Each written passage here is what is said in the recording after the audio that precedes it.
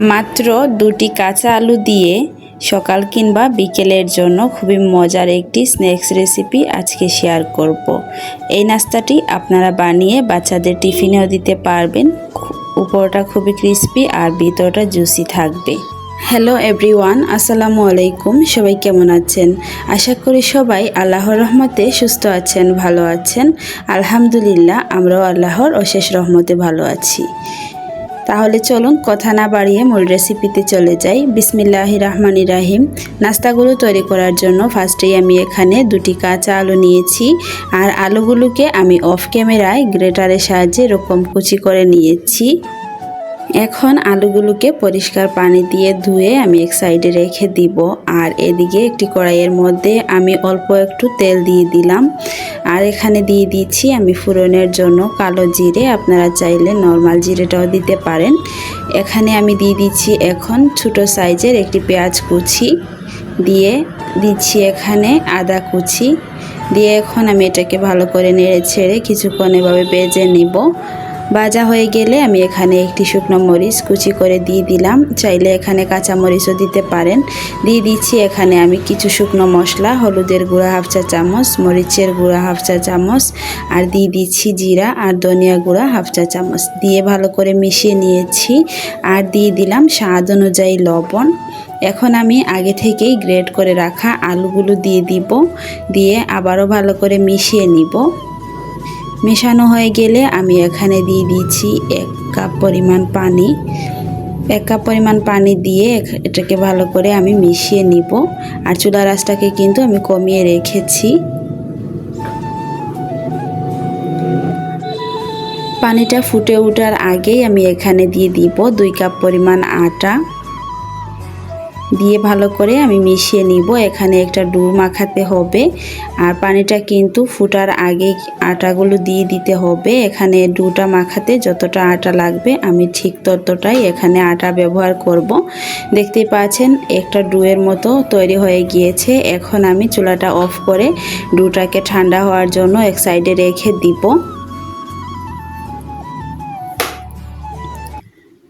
এখন আমি একটা বোর্ডের উপর কিছুটা তেল মাখিয়ে নিচ্ছি, আর আগে থেকেই রেডি করে রাখা ডোটাকে ভালো করে হাত দিয়ে মথে নিব।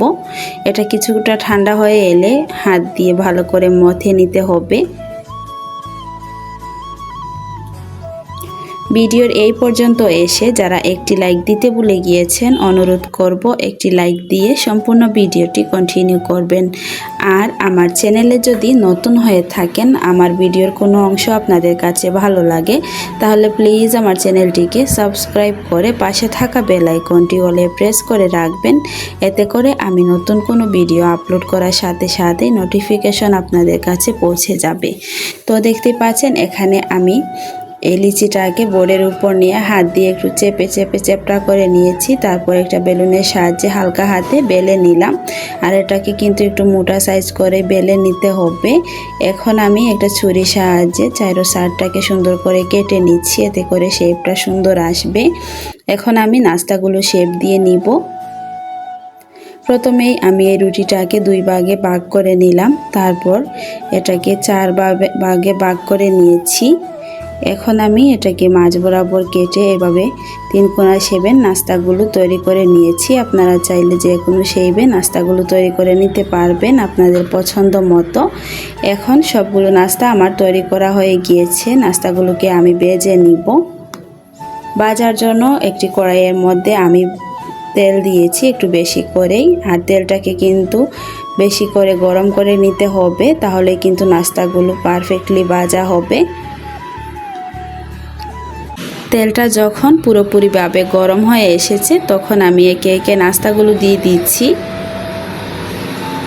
নাস্তাগুলো দিয়ে সাথে সাথে কিন্তু নাড়া যাবে না। নাস্তাগুলো এক সাইড ভালো করে হয়ে গেলে তারপর নাস্তাগুলোকে উল্টিয়ে দিতে হবে।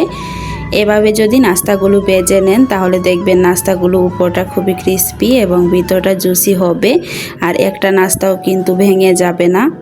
তো দেখতেই পাচ্ছেন নাস্তাগুলো এক সাইড লাল করে ভাজা হয়ে গিয়েছে। এখন আমি নাস্তাগুলোকে অপর সাইড ভাজার জন্য উল্টিয়ে দিচ্ছি, আর এই পর্যায়ে কিন্তু চুলার আঁচটা মিডিয়ামে রেখেছি। নাস্তাগুলো যখন দুই পাশ ভালো করে ভাজা হয়ে যাবে তখন আমি চুলার আঁচটাকে কমিয়ে নাস্তাগুলোকে ব্রাউন কালার করে ভেজে নিব। এতে করে আলুটা ভালোভাবে কুক হবে আর নাস্তাটাও কিন্তু খুবই পারফেক্টলি সিদ্ধ হয়ে যাবে। তো এইভাবে করে আমি নাস্তাগুলোকে আমার পছন্দ মতো কালার করে ভেজে উঠিয়ে নিব। দেখতে পাচ্ছেন মাশাআল্লাহ নাস্তাগুলোর কালারটা খুবই সুন্দর এসেছে। এখন আমি একটা স্ট্রেনারের মধ্যে নাস্তাগুলোকে তেল জড়িয়ে উঠিয়ে নিচ্ছি। আর এইভাবে যদি নাস্তা তৈরি করে নেন তাহলে দেখবেন বিকেলের নাস্তা অথবা বাচ্চাদের টিফিনেও কিন্তু খুবই সহজেই আপনারা দিতে পারবেন। মাত্র 2টি কাঁচা আলু আর আটা থাকলেই কিন্তু এই নাস্তাটা আপনারা ঝটপট বানিয়ে নিতে পারবেন। আর এই নাস্তাটা কিন্তু খেতে খুবই টেস্টি হয়ে থাকে, আপনারা বানালেই বুঝতে পারবেন। তো এখন আমি একটা নাস্তা আপনাদের সাথে ভেঙে শেয়ার করছি। দেখুন মাশাআল্লাহ নাস্তার ভিতরটা কতটা সুন্দরভাবে কুক হয়েছে আর উপরটা কতটা ক্রিস্পি হয়েছে। আপনারা যদি এই নাস্তাটা বানিয়ে একবার না খান তাহলে কিন্তু মিস করবেন, এতটাই মজার হয়ে থাকে এই নাস্তাটা।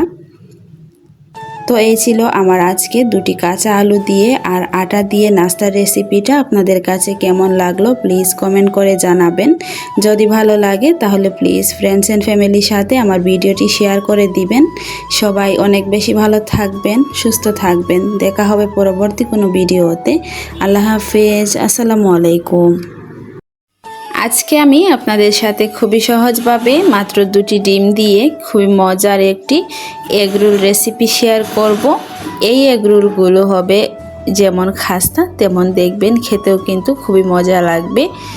খুবই ক্রিস্পি একটি এগ রোল কীভাবে সহজেই তৈরি করে নেবেন আজকে শেয়ার করব সেই রেসিপি।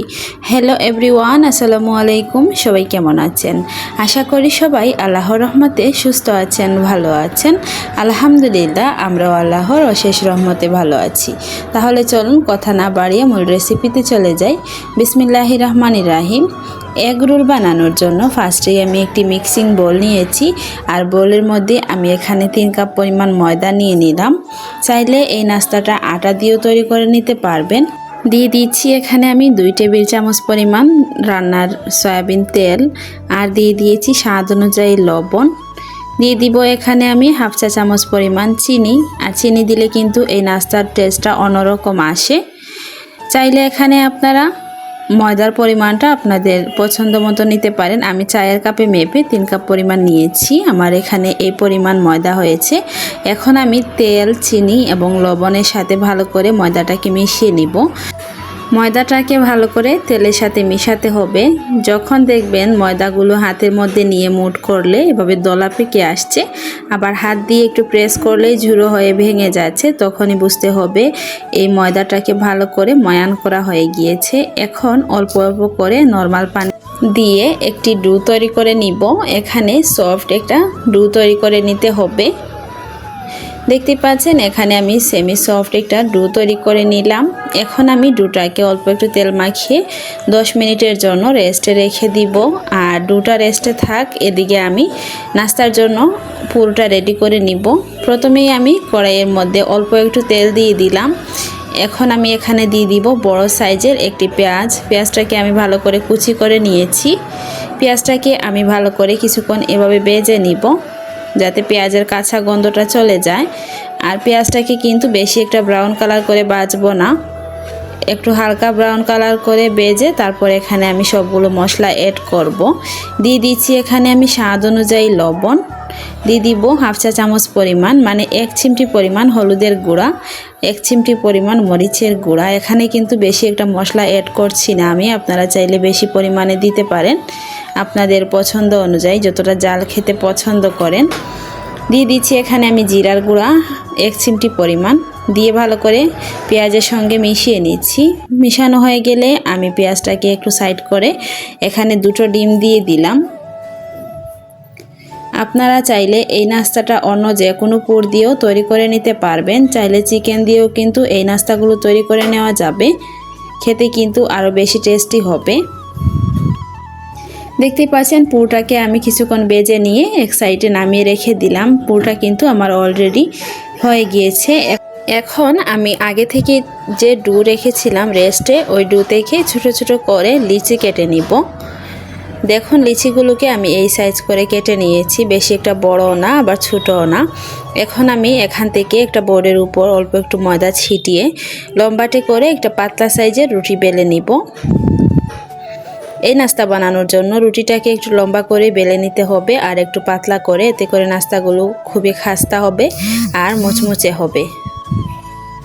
তো দেখতেই পাচ্ছেন রুটিটা বেলা হয়ে গিয়েছে। এখন আমি আগে থেকেই রেডি করে রাখা ডিমের পুরগুলো দিয়ে দিচ্ছি আর সাইড থেকে একটু পানি লাগিয়ে দিচ্ছি, এতে করে নাস্তাগুলো ভাজার সময় খুলে আসবে না, খুবই সুন্দরভাবে সিল হয়ে যাবে।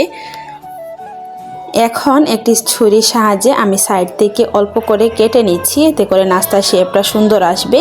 আর এখন দেখুন আমি একটি ছুরির সাহায্যে কিভাবে ডিজাইনগুলো করে নিচ্ছি। এভাবে আমি ছোট ছোট করে কেটে নিচ্ছি মাঝখান থেকে। এইভাবে করে আমি সবগুলো কেটে নিব। আর এইভাবে কাটলে কিন্তু নাস্তাগুলো খুবই সুন্দরভাবে ডিজাইন হবে। আপনারা চাইলে এই নাস্তাগুলো যে কোনো ডিজাইনে তৈরি করে নিতে পারবেন। এখন আমি সাইড থেকে আরও অল্প একটু পানি লাগিয়ে দিচ্ছি, দিয়ে নাস্তাগুলোকে এখন আমি এক সাইড থেকে ফোল্ড করে দিচ্ছি। দেখুন মাশাআল্লাহ নাস্তাগুলো ডিজাইন কিন্তু খুবই সুন্দরভাবে হয়ে গিয়েছে। এখন আমি নাস্তাগুলোকে সাইড থেকে একটু ডিজাইন করে নিব কাঁটা চামচের সাহায্যে, যাতে নাস্তাগুলো খুলে না যায়। আর এই নাস্তাগুলোকে কিন্তু খুবই সুন্দরভাবে মুখটাকে আটকে দিতে হবে, যাতে ভাজার সময় নাস্তাগুলো খুলে না আসে। দেখতেই পাচ্ছেন আমার একটা নাস্তা তৈরি করা হয়ে গিয়েছে। এইভাবে করে আমি সবগুলো নাস্তা তৈরি করে নিব। এখন আমি নাস্তাগুলোকে ভেজে নিব। এর জন্য একটি কড়াইয়ের মধ্যে পরিমাণ মতো তেল দিয়ে দিলাম, দিয়ে তেলটাকে আমি হাই হিটে হালকা একটু গরম করে নিব। তেলটা যখন হালকা গরম হয়ে আসবে তখন আমি একে একে নাস্তাগুলো দিয়ে দিব। তেলটাকে কিন্তু বেশি একটা গরম করে ফেলা যাবে না, এতে করে নাস্তাগুলোকে দ্রুত কালার চলে আসবে আর নাস্তাগুলো কিন্তু খুবই ক্রিস্পি হবে না। যদি তেলটাকে হালকা গরম করে নাস্তাগুলোকে ভেজে নেন একটু সময় নিয়ে, তাহলে দেখবেন নাস্তাগুলো কিন্তু খুবই খাস্তা হবে আর উপরটা কিন্তু খুবই ক্রিস্পি এবং মুচমুচে হবে। এইভাবে নাস্তাগুলো তৈরি করে নিলে দেখবেন সকাল কিংবা বিকেলের নাস্তায় আপনারা খুবই সহজেই খেতে পারবেন। আর চাইলে এই নাস্তাগুলো বাচ্চাদের টিফিনেও দিতে পারেন। ঝটপট কিন্তু বানিয়ে নেওয়া যাবে মাত্র 2টি উপকরণে। বাসায় ডিম আর ময়দা থাকলেই এই নাস্তাটা আপনারা বানাতে পারবেন। আর যে কোনো ডিজাইন করেই কিন্তু নাস্তাগুলো বানিয়ে নেওয়া যাবে।